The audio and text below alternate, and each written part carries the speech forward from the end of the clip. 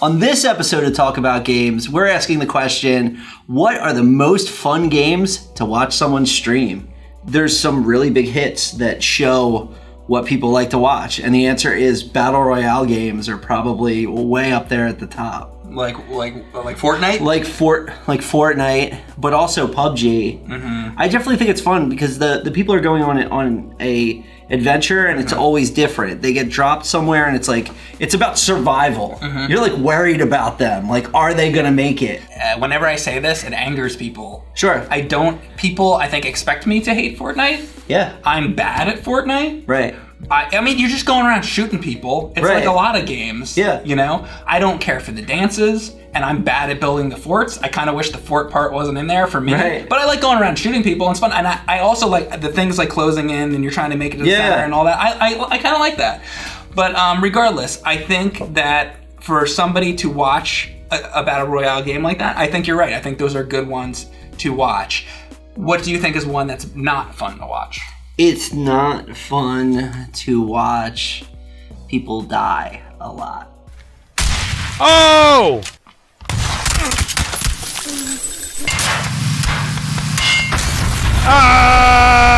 I just and it's not because I'm like, oh, you suck, I don't want to watch you. It's more like, I'm like, oh, get it. Can you just get it? Like, yeah. I almost feel bad for them. Right. And it makes it hard to watch. Well, I think it makes it harder for if you're familiar with the game. Yes. If I'm watching somebody play a game that I've never played and they're dying a lot, it doesn't matter as much to me because I'm like, whatever. Yeah. But like with anything, if you're with a friend and they're playing a game and they're maybe not doing well, it's that feeling of like, I just want to grab the controller out of their hands because I know I can do it. Exactly. Kind of thing. And it's the same thing I think on Twitch.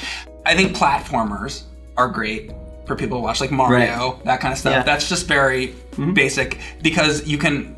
This whole discussion is going to go to what can the audience follow along with and what can they not. Yeah. So I have streamed bullet hell games recently. And I was watching you, and that was fun, by the way. That's interesting that you said that because what I'm gonna say is that I think for the majority of people, bullet hell games are probably not the best thing to watch because in a bullet hell, and I'm separating that out from a shooter. Right. In a bullet hell, there's just bullets all over the screen. And I think, somebody tunes into the stream and they just see bullets everywhere. And maybe for a couple minutes, it's like, wow, look at this. But then it gets to the point where if you really want to watch it, you really have to sit and watch it. If you're really into those games, maybe. But I think for most people, it's probably not that exciting to watch. Yeah. I think it's hard to watch people level in MMOs where they're just in the world doing random things. And they're not, a lot of people who stream MMOs, they just talk. Mm-hmm. And that's interesting because they're relaying stories about their life or whatever. But if you're almost doing a podcast while you're playing. Exactly. Yeah. But if you're just playing an MMO and you're not raiding, you're not doing hard content, you're just like, oh, I'm going to kill this thing now. So this conversation isn't like, oh, I know a guy that gets tons of views on playing bullet hell, but maybe he's interesting for some reason. Right. We're just talking about the genre, the type of game that it is, not about the personality. The idea of this is you look at a game, regardless of who that streamer is, he could be the best or the worst. How is that game affecting your enjoyment of it? Because the funniest guy, I mean, if Robin Williams is streaming, it wouldn't matter what he could be playing Pong and it would be awesome. Right. You know? Exactly. So when I watch Conan O'Brien, Clueless Gamer. Yeah. By the way, it's a great topic. Right. Or it's kind of like Angry Video Game Nerd in that the fact that he calls himself a nerd. That's the name of the show. Nobody has ever been like, oh, you're a nerd. It's like, well, yeah, it's the name of the show. Yeah. So it gets you past that. With Clueless Gamer, it's the name of the show. So nobody's going to be like, oh, you suck. It's like, that's the point. That's the point of it. Yeah. I know a lot of people stream RPGs and JRPGs. Right. So my experience with streaming JRPG is there's a lot of text on screen and I'm not saying that nobody enjoys it, but I have noticed people seeming very bored by it because you're just reading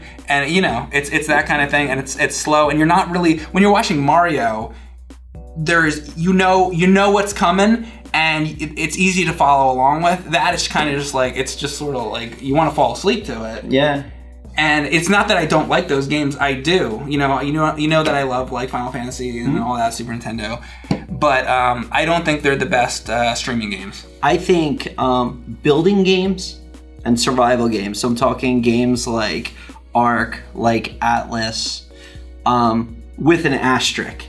And that asterisk is, if it's really cool when you have a streamer who's playing one game and then they go back to give you feedback on like how their Minecraft level is doing, or how their Fortnite, or how their Ark level is doing, or something. It's like, hey, look, this is the new thing we added to the base. Hey, look, this is the new thing we did. Or those games are really cool to stream when people are doing like player versus player. Like if something's going on.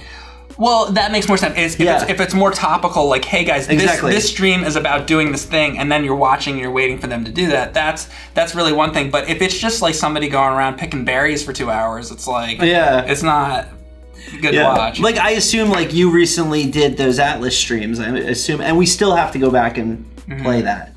I assume that people enjoyed watching you like, those were struggle. Yeah, I think those were great streams because for one thing, I'm unfamiliar with that genre. Right. And it's probably funny to watch an old man play a game like that. I think mainly though, people enjoyed watching that because the game was flawed and a piece of shit, and it was easy fodder for me to make fun of. So let's go through I want to go through other genres like fighting games. I think those are, watch somebody fight. Fighting games are good.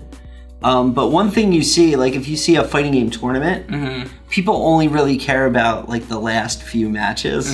So if you have like 12 hours of fighting games, people don't care.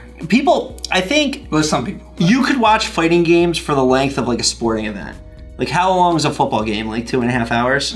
You're not watching football. You're not watching fighting games for like 5 hours. A game that is speedrun when you're not a speedrunner. Which is... you think that's bad? I think that's bad because people have set the bar so high, like Super Metroid. People speedrun Super Metroid. People break that game. People are so used to seeing people do that.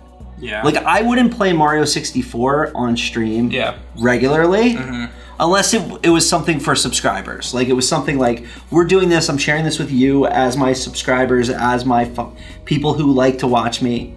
But I don't think that's getting you any new people. I don't stream Super Metroid. I've beaten Super Metroid, I think, twice in my life. And I like the game. I like to play it by myself at my own leisure. But I'm not very good at it. I get lost. And I end up retreading the same area. And I know you do that in Metroid, but you're right. Because people have now seen so many people do so many interesting, fantastic speedrunning and crazy glitches and all this different stuff that if I'm streaming it, it's flat out, it's not interesting I don't think for the viewer because they've seen more interesting things. Right. And it's not really interesting to me because I would be sitting there like, well, I know people have done better things than this. It's really kind of pointless. So but I will play a game like Zelda because that I'm more familiar with. But you're good at that. You're like one of the good people at that game. I'm okay at Zelda. At least some of the older ones. I'm not good at the newer ones. I have to find a thing to do, like we were just saying, like if you're gonna stream, if you're gonna play like Ark or something, you have to have like a goal or a directive. With Zelda, I have to have a specific thing, or it's like why am I bothering to play Zelda again? Which is such a great thing with those randomizers. Those randomizers make Zelda infinitely playable, which is cool. Sports games. So you would know better than me. Do people like to watch those streams? I like watching them, like if there's a reason to watch it. Like if they're simulating like an upcoming event, like the Super Bowl or something. It's really cool, but I don't want to just watch somebody play Madden. Okay, yeah.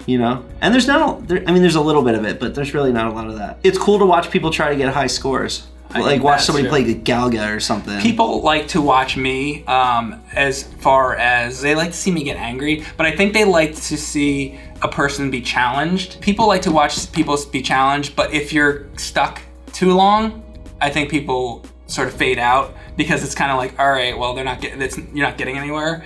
But as long as you're like progressing enough, also a personality has a lot to do with it. I think you could die over and over and over a million times if you have the right personality. If you're not defeated inside, you could probably do it. The ability of like a person's like mind to follow along with what's happening.